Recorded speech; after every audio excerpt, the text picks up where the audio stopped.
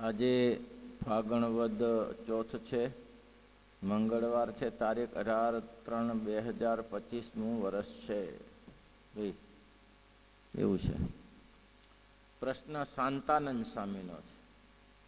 શાંતાનંદ સ્વામી અહીંના હતા, માથાસુરના હતા.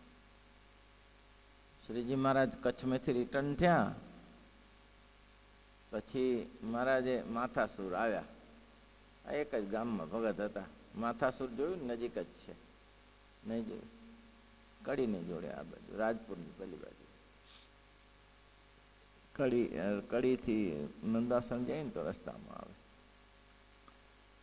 હવે શ્રીજી મહારાજ ત્યાંથી માથાસુર આવ્યા. માથાસુર આવ્યા એટલે ભગવાનના ભક્તો તો મહારાજને જમાડવાનો ભાવ તો હોય, એટલે બહુ સરસ થાળપાણી કર્યા અને મહારાજને જમાડ્યા. જમાડ્યા પછી મહારાજ કે ભગત લાવો ત્યારે પાણી, હાથ ધોઈએ. એ ઘીનું બોંગાડું મૂક્યું. બોલો, હાથ ધોવા માટે પાણી મૂકવું પડે ને, તે ઘીનું બોંગાણું મૂક્યું. મહારાજ કે ગ્રસ્તમાં રહેવાના વેતા ન પડતા હોય તો હુંકરા પડ્યા રહેતા હશે. ગ્રસ્તમાં રહેવાના વેતા ન પડતા હોય તો શુકરા ગ્રસ્તમાં પડ્યા રહેતા હશે. પછી મહારાજને પાણી આપ્યું. પછી આ માથાસુરના સેંધીદાસ, નામ શું? સેંધીદાસ. એ સેંધીદાસ જેવા મહારાજ ચડું પાણી કરીને રવાના થયા એટલે એ પણ મહારાજની પાછળ પાછળ. તો ઘણેક સુધી ગયા ત્યાં સુધી તો મહારાજે ધ્યાન ન લીધું કે પાછળ આવે. મહારાજ એકલા જ હતા. શ્રીજી મહારાજ બહુ દયાળુ છે. અત્યારે કોઈ મિનિસ્ટરને ફરવું હોય તો એકલું વિચાર કરવો પડે. આ શ્રીજી મહારાજ એકલા જ ફરતા હતા. લ્યો ભાઈ, કોઈની ચિંતા ખરી? સ્વામિનારાયણ ભગવાને સંતોને કહ્યું કે સંતો, લાકડાના પાત્ર રાખવાના, લાકડાના તુંબડા, દૂધીના તુંબડા રાખવાના. શું લૂંટી જાય લોકો? તમને રસ્તામાં લૂંટવા આવે તો શું લૂંટશે? તમારી પાસે શું છે તે લૂંટે? તુંબડું લઈ જાય, પાત્ર લઈ જતો હશે. લ્યો, મહારાજ કે મારા સાધુને એવા કરવા છે કે કોઈ જગ્યાએ લૂંટે નહીં. આ હરિકૃષ્ણ મહારાજને સવારે અભિષેક કરવાનું હોય તો શ્રીજી મહારાજ એમાંય પણ કહ્યું છે, વાર્તા ગ્રંથોમાં લખ્યું કે એમાં પિત્તળની કે તાંબાની કે સ્ટીલની ટોયલી ન રાખવી, નાની હોય ને નળવાની, એ લાકડાની જ રાખવી. કેમ? પૂજામાં હોય ને કંઈક લઈ જાય તો ધાતુની કામ લાગે, આ શું કામ લાગે? એટલે મહારાજ પણ નિષ્પૃહી રહેતા હતા અને સંતોને પણ નિષ્પૃહી રાખ્યા. એટલે આ માથાસુરના સેંધા ભગત હતા એ મહારાજની પાછળ એકલા. જુઓ તો ખરા, અનંત કોટી બ્રહ્માંડનો નિયામક છે, એને કોઈનો ભય છે? જો છે સમર્થ છે, ધારે કરી શકે, પણ એને કોઈ લૂંટ્યું એવું બન્યું નથી કે મહારાજને કોઈ લૂંટી ગયા હોય. મહારાજે પોતે લૂંટાવ્યા સામે જઈને, નિષ્કુળાનંદ સ્વામીને રણમાં ઉતરતા. બાકી કોઈ સામેથી લૂંટતું નથી. એ ભગવાન શ્રીની રીતિ રિવાજ. પછી ત્યાંથી તો આવ્યા. પછી મહારાજે છે વડતાલ જઈને પૂછ્યું કે સેંધીદાસ, મારી પાછળ પાછળ કેમ આવ્યા? તમે નહોતું કીધું મહારાજ વ્યવહારમાં રહેવાના, સંસારમાં રહેવાના વેતા ન હોય? તે મારે ક્યાં વેતો છે? ત્યારે મારે કંઈ વેતો નહીં. મહારાજ કેમ? તો કે સારું રહ્યો. ત્યારે પછી સેંધીદાસ પટેલ રહ્યા ઘણો સમય સુધી. મહારાજને કે મહારાજ મને સાધુ ના કરાય? મહારાજ કે તમને તો કરાય જ ને. મહારાજ કે હવે તો ઇન્દ્રિયો અંતઃકરણ કોના શાંત હોય? જે સંસારમાં વિષયમાં ઉપસ્થિત જ ના રહે, એક ઇન્દ્રિયો સંસારમાં કામ જ ના કરે. તમારી એક ઇન્દ્રિયો શાંત છે. સેંધીદાસ, આવો સાધુ કરીએ, તમારું નામ શાંતાનંદ પાડીએ. અને એ શાંતાનંદ, નંદ સ્વામી લખે છે શાંતાનંદ 4 હતા. 4 શાંતાનંદ હતા. બીજા એ આપણા હતા મહેસાણા પાસેના મુંજપુરા ગામના. મુંજપુરા ગામના એક શાંતાનંદ હતા. એનું નામ ઉતરી ગયું છે, મૂળ નામ નથી યાદ આવતું. અઠવાડિયું રાહ જોઈને શ્રીજી મહારાજ બલોલ પધાર્યા. ગામને માદરે જે ગામને પાદરે મહાદેવનું મંદિર, ત્યાં મહારાજને બેસાડ્યા અને રસોઈ કરીને જમાડ્યા. એ અહીંયા વલોલના દેવાનંદ ગઢપુર પહોંચી ગયો. હવે ગઢપુરમાં તો ઓળખે કોણ? ત્યાં જ સચ્ચિદાનંદ સ્વામી મળ્યા. હવે એ મળ્યા એવા પાછા માથા તોડી નાખે એવા, ભગવાન સિવાય બીજું કોઈ અંતરાય ન હોય. એક ભગવાન 24 ઘંટા સમાધિમાં રહેનારો માણસ એ મળ્યો. હે સ્વામી, મારે ભગવાન સ્વામિનારાયણને મળવું હોય તો આવ આવ આવ આવ આવ આવ આવ પટેલ આવ. એ મુંજપુરના એ પટેલ મહારાજની સાથે ગયા. નામ યાદ હતું, ભૂલાઈ ગયું. મુંજપુર ત્યાં મહારાજની સાથે ગયા અને સ્વામિનારાયણ ભગવાનને દંડવટ કર્યા. મહારાજને કે મહારાજ, મને તમારી સેવામાં રહેવું છે. અમારે ત્યાં સચ્ચિદાનંદ ખેતરમાં કામ કરે ને તું એ ખેતરમાં કામ કર જા. આ સચ્ચિદાનંદ શેરડી હાંચવે છે, મરચાં હાંચવે, રીંગણા હાંચવે, આ બધું હાંચવે છે, ઠાકોરજીના મેવા હાંચવે છે, તું એને ભેગો જા. ભલે મહારાજ. અને એ ભગત ગયા. એવી સેવા કરે, એવી સેવા કરે, તે ઇતિહાસ લખાણા હોય એવી સેવા કરે મહારાજની. દોડી દોડીને સેવા કરે, દોડી દોડીને સેવા કરે. સ્વામી કે આમ કરું, ભલે સ્વામી, ભલે સ્વામી. એક દિવસ સરસ જામફળ પાકેલું હતું. હા, એનું નામ એ સંતાનંદ. એ જામફળ સરસ પાકેલું હતું. તો જામફળ જોયું, ઓહો, મહારાજ જમે એવું જામફળ છે, મહારાજ જમે એવું. એ જામફળ તોડીને દોડ્યો અને મહારાજ કે મહારાજ જામફળ આવ્યો, મહારાજ જામફળ આવ્યો, મહારાજ જામફળ આવ્યો. અને મહારાજ એ જામફળ એમને માખે આખું ખાવા લાગ્યા. ત્યાં લાવ લાવ કે હા મૂરજી બ્રહ્મચારી કે હવે આવી હું ઉતાવળ હતી તમારે કે મને આપો ને, સુધારી દઉં, ધોઈ દઉં. કઈ મહારાજ કે ઉતાવળ મારી નથી, આની ઉતાવળ હતી. આને એમ હતું કે મેં આપેલું જામફળ મહારાજ જમે એમ કે. મારે આ ભક્તનો ભાવ હતો ને સ્વામી, એટલે ભક્તની શ્રદ્ધા તો પૂરી કરી જ પડે ને ત્યારે કે. અને પછી એ શાંતાનંદ અમે પછી ઘણા સમય પછી મહારાજને દીક્ષા આપી. અને એ શાંતા એને પણ મુંજેશ્વર મહાદેવ મૂકેલા. એટલે અહીંયા શેઠીદાસને પણ ભગવાન પ્રત્યક્ષ મળેલા. અને મહારાજ ગયા ને શાંતાનંદ બહુ નિર્માની સંત છે, બહુ નિર્માની. આમાં નાના નાના સંત લખ્યું પડશે. શાંતાનંદ તો ઉંમર હતી ત્યારે 20-22 વર્ષના હતી ઉંમર હતી એને ત્યારે શાંતાનંદની. ત્યારે શ્રીજી મહારાજને આ પ્રશ્ન પૂછ્યો છે ભાઈ શાંતાનંદે. આ શાંતાનંદ માથાસુરના છે. શાંતાનંદ 4 કયા કાલ જોયું હતું અમે, એમાં આ શાંતાનંદ માથાસુરના છે. માથાસુરના શાંતાનંદને શ્રીજી મહારાજ ગોપાળાનંદ સમજુઓ ભાઈ, ભગવાનની પ્રસન્નતા કેમ થાય એનો આ એક ખાસ દાખલો છે. ને ઇતિહાસમાં લખ્યું છે કે એક ફેરા શ્રીજી મહારાજે એક ખરડો લખવાનું કહ્યું. એટલે ગોપાળાનંદ સ્વામીને કહ્યું, ગોપાળાનંદ સ્વામીના શિષ્ય કોણ? શાંતાનંદ. એટલે શાંતાનંદને કહ્યું કે શાંતાનંદ એક ખરડો લખતા આવો. તે શાંતાનંદે ખરડો લખ્યો. તે કીધું સૂચના કરી હશે તે પ્રમાણે. પણ ગોપાળાનંદ સ્વામી અનુકૂળ નહીં આવ્યું. એટલે ગોપાળાનંદ સ્વામી કે મૂર્ખ આવું ના ચાલે, ફાડી નાખ્યો. બીજી ફેરે લખી આવો. બીજી ફેરે ખરડો લખીને આવ્યા. ગોપાળાનંદ સ્વામી જોયો. ગોપાળાનંદ સ્વામી કે બુદ્ધો છે કે નહીં, અક્કલ છે કે નહીં? કહે હું વાર ઘડી કહું છું તને કે આ રીતે લખવાનું, અને તું ઊંધું બાફીને આવે છે.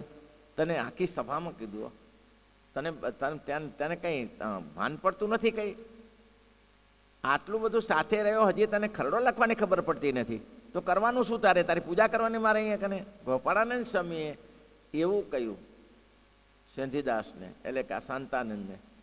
પણ કાંઈ મનમાં કોઈ મોઢા ઉપર કોઈ સડ ન પડ્યો. આટલી જાહેર સભામાં 100 સાધ્યની વચ્ચે અપમાન કર્યું, છતાં એક સરડો ન પડ્યો.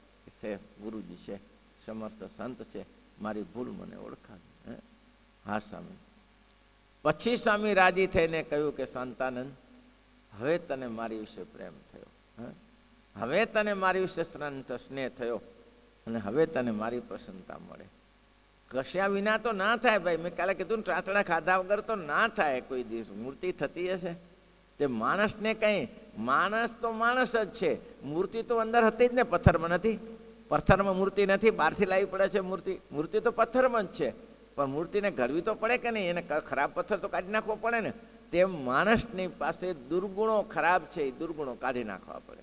ગોપાળાનંદ સ્વામી રાજી થઈ ગયા અને રાજી થઈને કહ્યું. પછી આને લખ્યું તો એ કેવું લખ્યું કે કેવા, એક શાંતાનંદ મહાજ્ઞાની, એક શાંતાનંદ મહાજ્ઞાની લખ્યા. બોલો, જ્ઞાની શું? શાંતાનંદ તો ખેતું કરતા કરતા આવેલા, ખેતી કરતા કરતા, પણ સંતનો સમાગમ કરે તો જ્ઞાની થાય. સંતના સમાગમે કરે. પ્રશ્ન કેવો સરસ પૂછ્યો, પ્રશ્ન કેવો સરસ પૂછ્યો મહારાજ. બે પ્રકારના ભક્તજન છે, બે પ્રકારના ભક્તજન છે. મહારાજ કે કયા કયા? તો કે મહારાજ તો કે એક અખંડ ભગવાનની મૂર્તિમાં અખંડ ભગવાનની મૂર્તિ યાદ રાખે છે, એમ જ મસ્ત રહે છે. ભગવાનની મૂર્તિ સિવાય બીજું કાંઈ ઈચ્છતો નથી. અખંડ ભગવાનની મૂર્તિમાં મસ્ત હોય છે, એ કેવો છે. અને બીજો માળા પૂજા તિલક ચાંદલો ભગવાનની ભક્તિ કીર્તન કર્યા કરે. બેમાંથી શ્રેષ્ઠ કયો છે? કયો શ્રેષ્ઠ? મહારાજે ઉત્તર પણ એવો સરસ આવ્યો. મહારાજ કે જે ભગવાનની અખંડ સ્મૃતિ રાખે છે અને જેને નિર્વિકલ્પ સમાધિ થઈ છે. મેં કીધું ને, કાગ કે નાવ કે ગતિ ભાઈ માર્યું, જ્યાં દેખું તો જલનિધિ ખારા, તું મોકો મૂલ્યો તો આનંદ અતિશે, વિસરત સબ દુઃખ વારંવારા.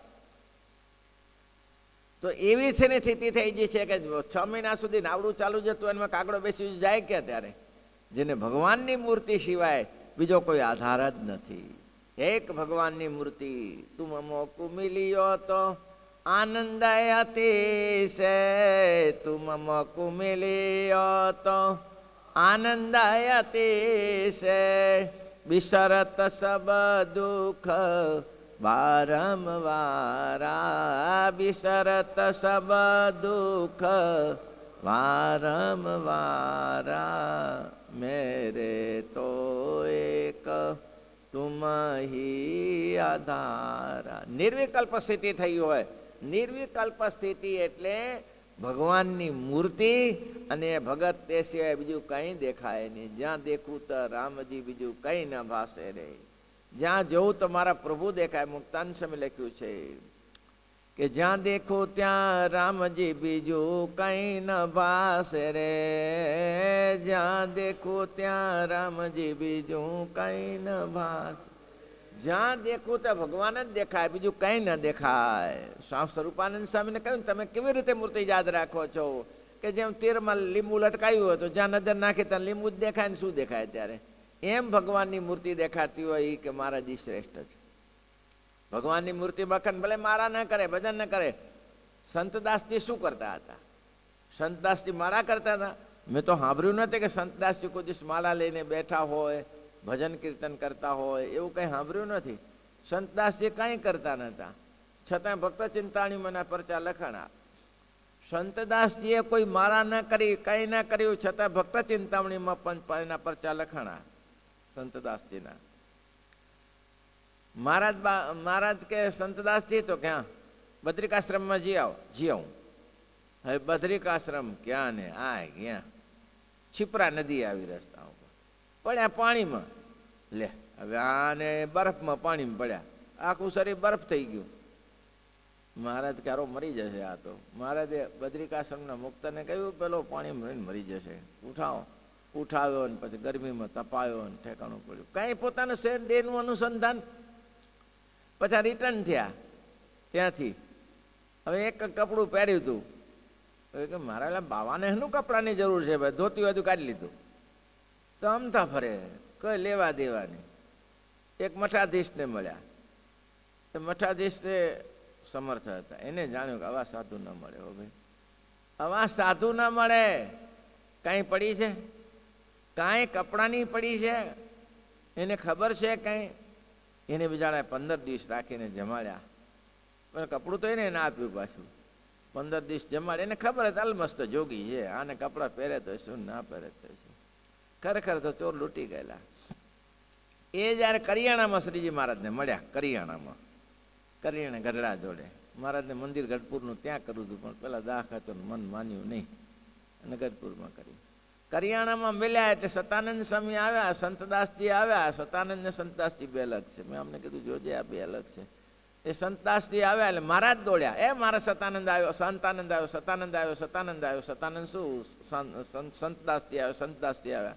મહારાજ દોડ્યા. મહારાજ દોડ્યા ભેટ્યા એ કેવી રીતે?